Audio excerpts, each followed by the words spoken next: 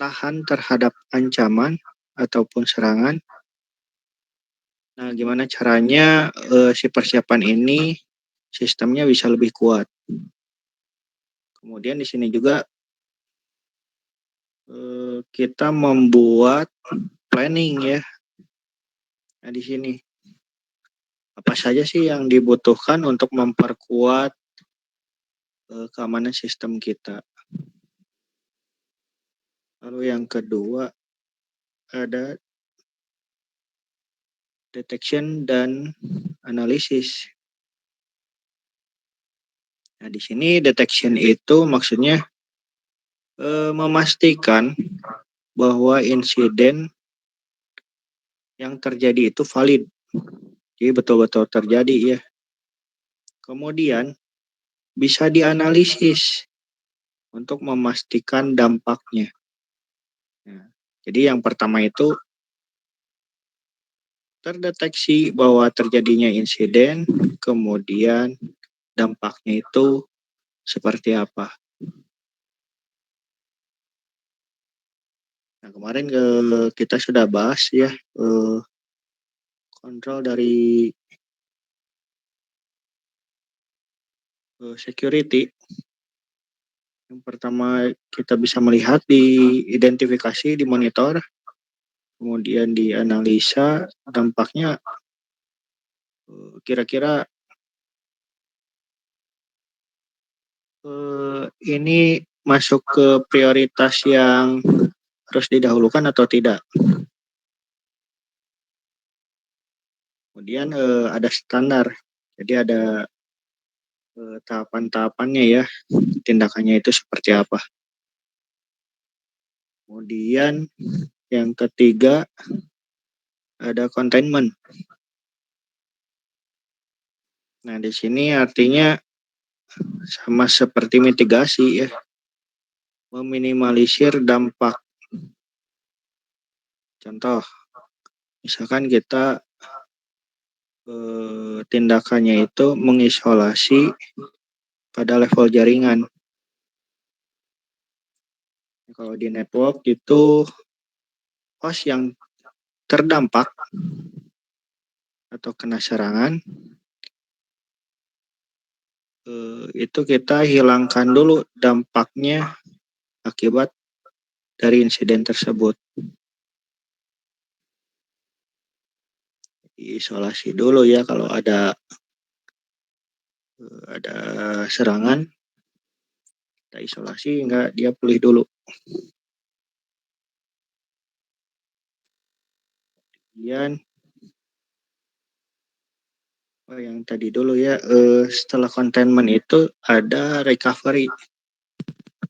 Setelah dipulihkan, harapannya fungsi-fungsi sistem yang terdampak bisa dijalankan kembali fungsinya. Nah, di sini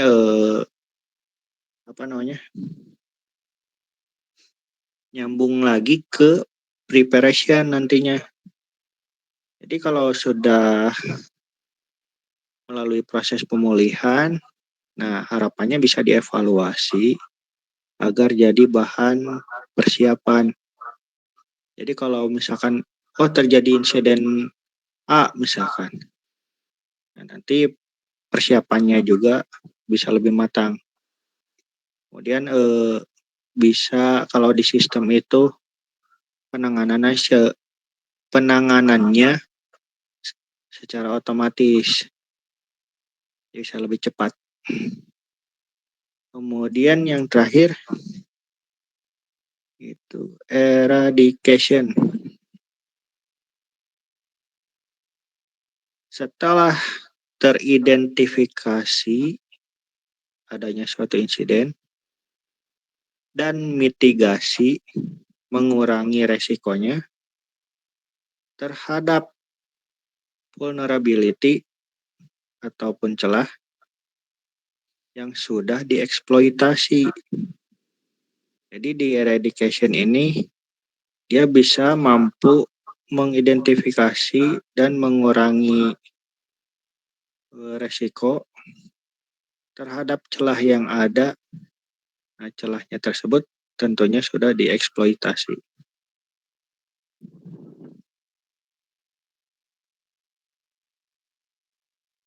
Tadi ini kita sudah bahas ya, recovery itu seperti apa, pemulihan sistem.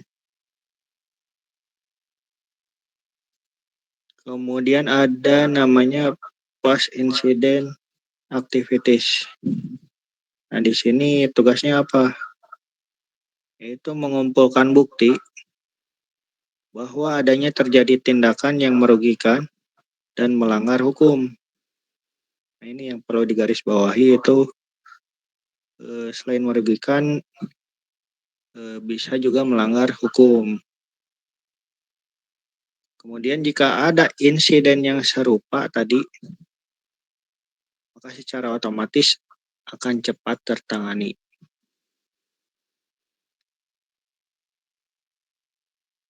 Karena ini sudah tercatat di dokumen ya. Pembelajaran dari pengalaman itu didokumentasikan.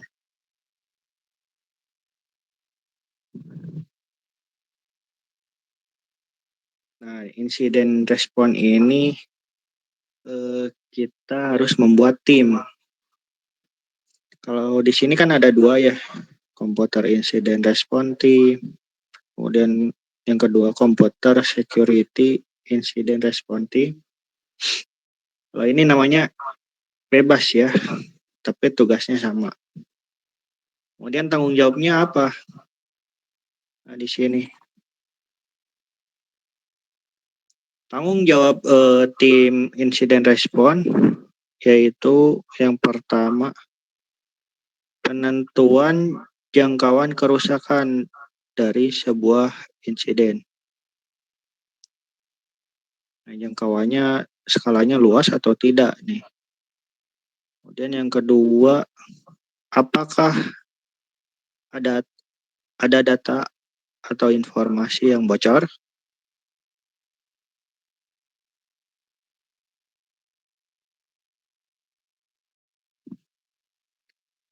Kemudian tugasnya yang ketiga, upaya-upaya pemulihan kembali sistem yang terdampak.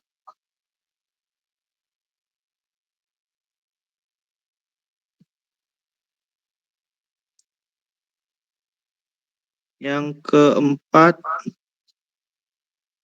security control yang bisa meningkatkan keamanan. Dan yang terakhir, bisa mencegah terjadinya insiden yang sama. Ya, ternyata kalau ada suatu serangan itu harus teridentifikasi agar ya tadi kita bisa menangani lebih cepat.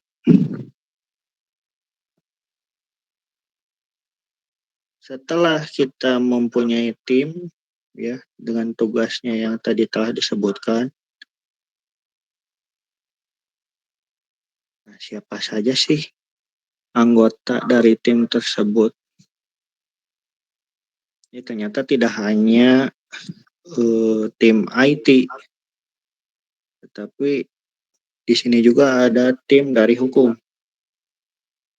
Nah, tadi kalau sudah merugikan, jika terbukti melanggar hukum, artinya tim hukum yang nanti akan mengerti pengaduan proses hukum ya. Dan selain tim IT, kemudian tim hukum, ada juga pihak manajemen serta divisi-divisi terkait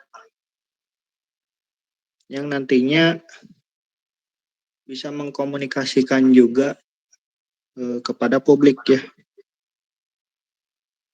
Jadi kalau misalkan ISP ya sedang melayani konsumen, kalau sampai terjadi adanya insiden, terganggu jaringannya. Nah, itu ada divisi dari tim marketing yang mampu mengkomunikasikan kepada publik, yaitu konsumen ya.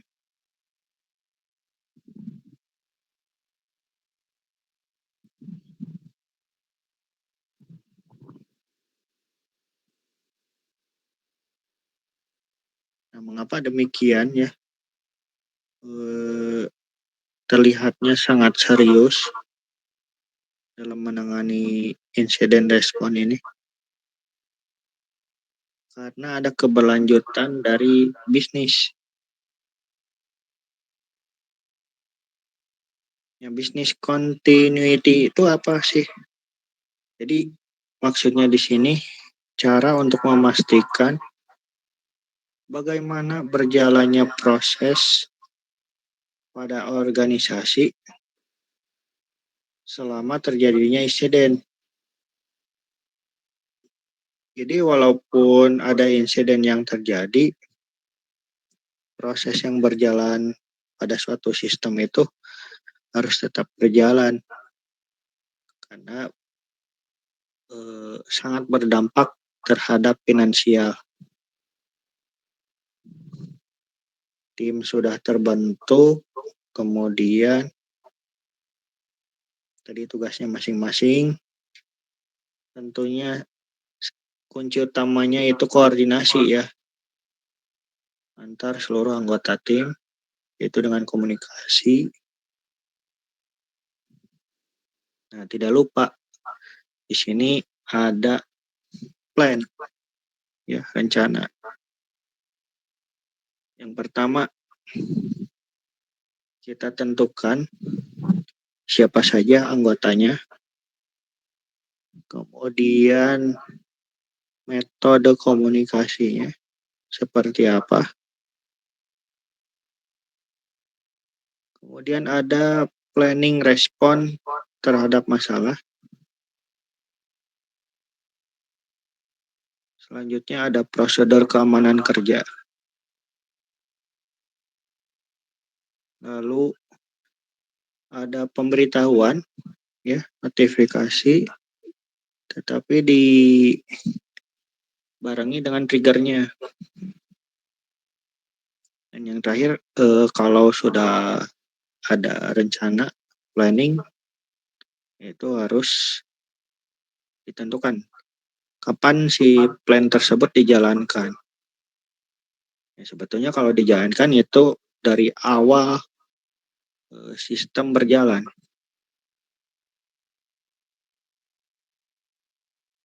Lalu selanjutnya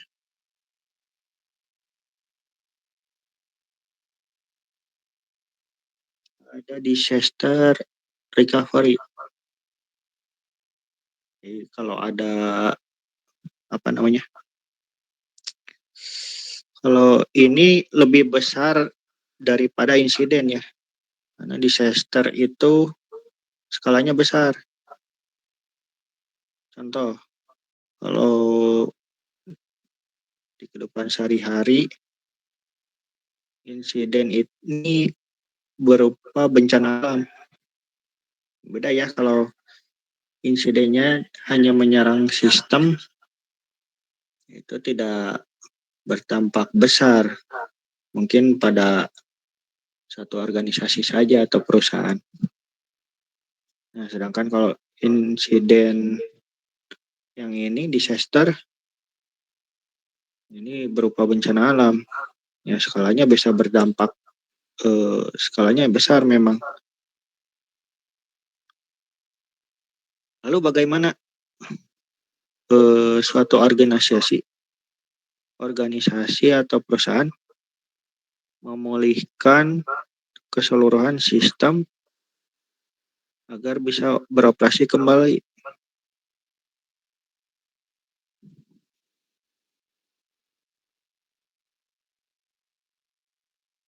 Nah, di sini jadi setiap anggota yang terdapat di suatu organisasi tersebut itu harus mengetahui rules-nya standarnya apa. Kemudian kan kalau dari tingkat atas ke bawah, setelah ada standar, muncul aturan-aturan, kemudian ada prosedurnya.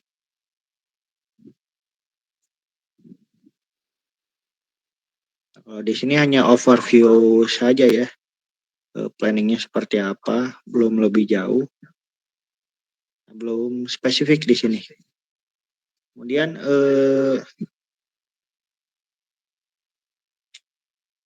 IT support ya, personal IT support itu bertanggung jawab terhadap implementasi dan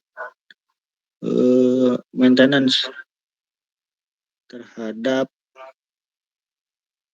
backup system.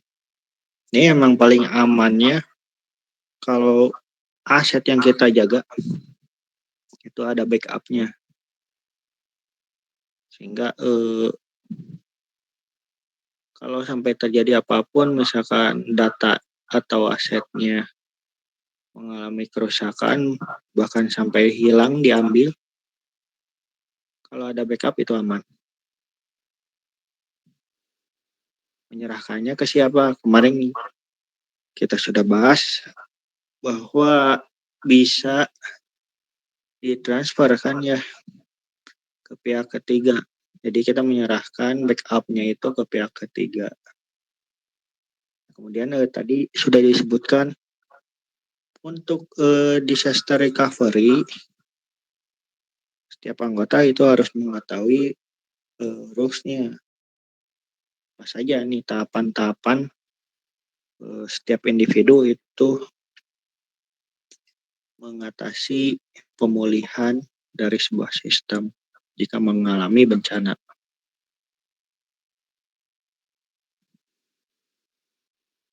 Bisa aja mungkin untuk pertemuan hari ini. Modul 2 habis ya. Mohon maaf, ternyata setelah Bapak kemarin simak kembali di modul kedua ini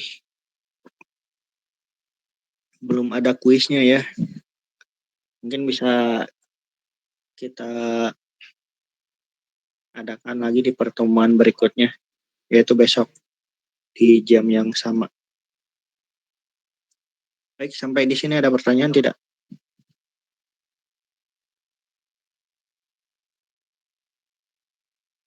Boleh open mic ataupun via chat boleh.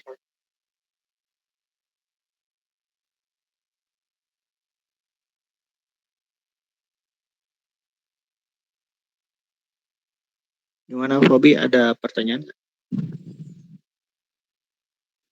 Tidak ada, Pak. Kapan praktek, Pak? Kalau praktek nggak ada, masa judulnya juga fundamental ya.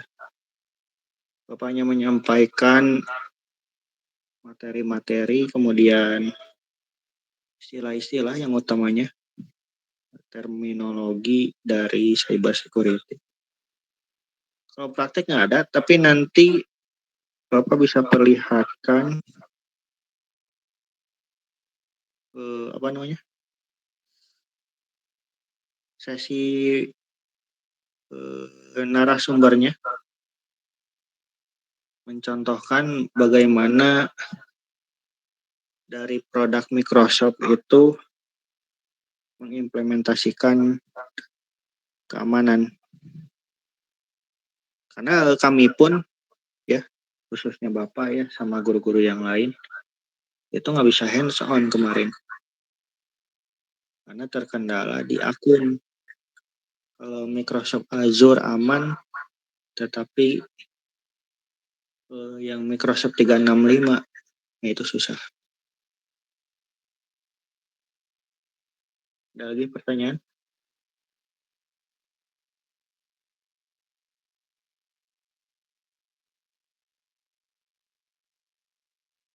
Atau sudah cukup?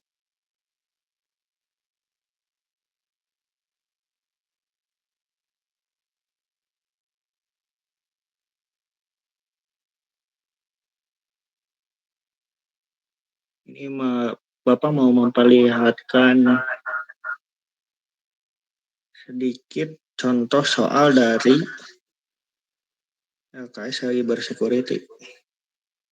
Mengapa kita harus mempelajari fundamental, khususnya terminologi yang ada di cyber security. Ternyata ada loh. Bentar.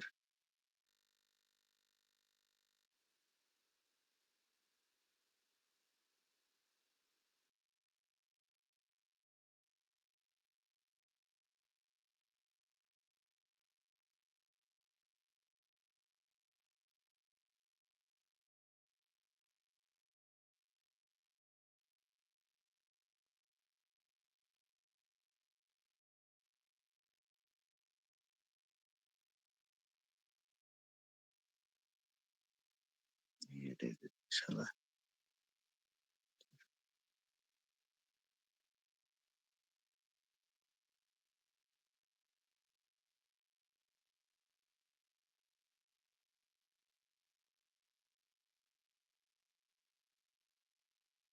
Salsa, ada pertanyaan dari Salsa nih.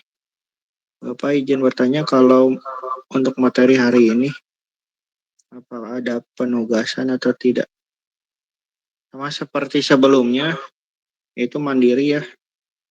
Nanti Bapak share modul yang kedua, itu boleh ditranslate atau diterjemahkan oleh masing-masing ya. Barangkali penjelasan dari Bapak belum lengkap. Kalau dari slide mungkin bisa lebih spesifik. Bapak hanya menyingkat aja, menyederhanakan. Nah ini kisi-kisi LKS SMK tingkat nasional. Ini ada yang menarik nih. Coba kalian perhatikan. Yang pertama itu ada infrastruktur. Kemudian yang utamanya sih ini, security hardening. Bagaimana kita membuat pertahanan ya agar Nah ini tuh lihat, log on and password policies. Jadi aturan bagaimana kita membuat password ya. Dan ada event, kita sudah bahas event itu apa. Policies juga. Firewall diperkuat ya. Dan event monitoring itu ya ini, kita mengamati agar terhindar dari insiden. Ini yang kedua tuh lihat, cyber security incident response. Nah, di modul kedua ini kita bahas incident response itu apa. Karena memang seorang tugas cyber security, tupoksi utamanya ini incident response.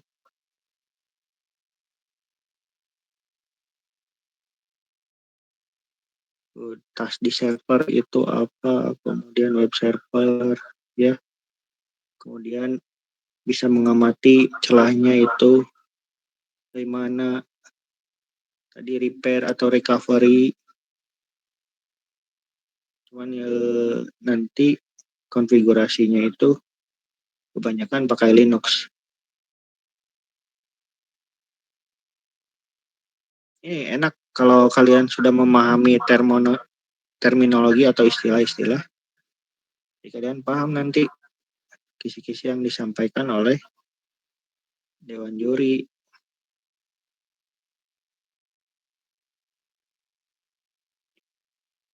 Tuh, contohnya di CTF itu ada exploit. Nah, ternyata ada nggak serangan di sini?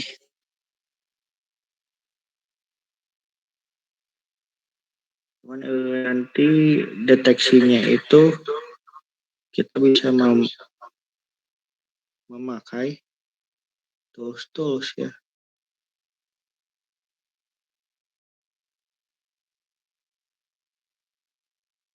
Nah ini enak kalau sudah tahu terminologinya, konsepnya, ini nanti tinggal kalian eksplor lebih jauh dengan pembimbing. Di Bapak nitip dari sekarang, kalau memang ada yang berminat untuk ikut lomba, ya persiapannya dari sekarang. Kalau cyber nanti bisa ke Pak Diki misalkan. Kemudian IT NSA itu ke Pak Adi. Kalau cloud itu ke Pak Anton. Manfaatnya sangat-sangat besar sekali kalau yang ikut LKS. Jangan mindsetnya itu bahwa yang ikut LKS itu wah pintar nih atau skillnya bagus. Enggak kok. Kalian coba dulu, seleksi dulu, ikut aja dulu. Tujuan utamanya itu setidaknya walau tidak juara, kalian dapat sertifikatnya. Itu sangat-sangat bermanfaat nanti ketika kalian mendapatkan posisi untuk diterima PKL. Soalnya pengen ke perusahaan yang bagus, ya CV kalian juga harus bagus. Dilihatnya dari mana CV yang bagus? Dilihatnya dari sertifikat tentunya. Ada bukti ya. Apalagi yang ikut lomba, wah ini sangat-sangat dihargai ya. Lagi kalau sampai tembus tingkat nasional, tingkat provinsi pun sudah dapat nilai lebih dari perusahaan ya.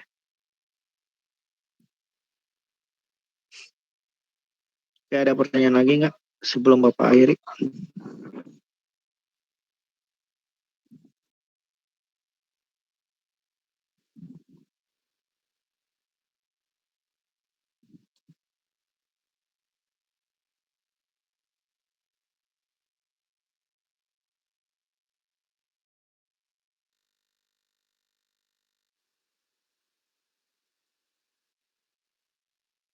Apakah sudah cukup?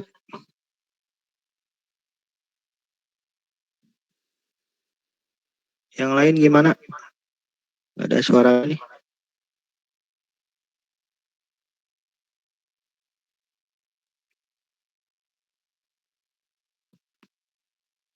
Ya mudah-mudahan bisa dipahami ya. Lebih baik kita nyicil pelan-pelan, tetapi kalian memahami, itu intinya.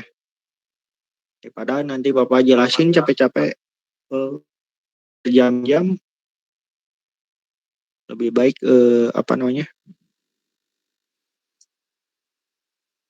lebih baik kita mempelajarinya itu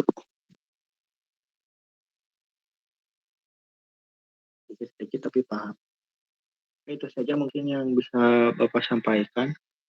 Terima kasih atas waktunya ya.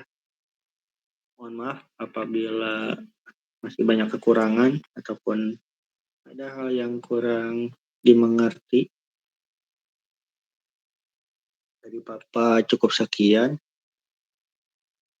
Assalamualaikum warahmatullahi wabarakatuh.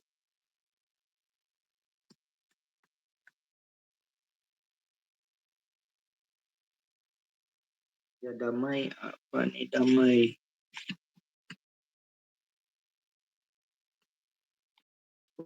Fundamental cloud computing ada sisinya Pak.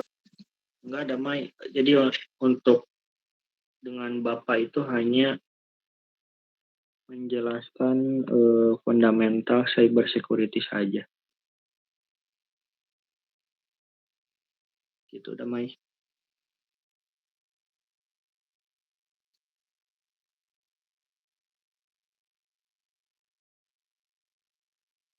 Enggak, silakan diizinkan untuk live.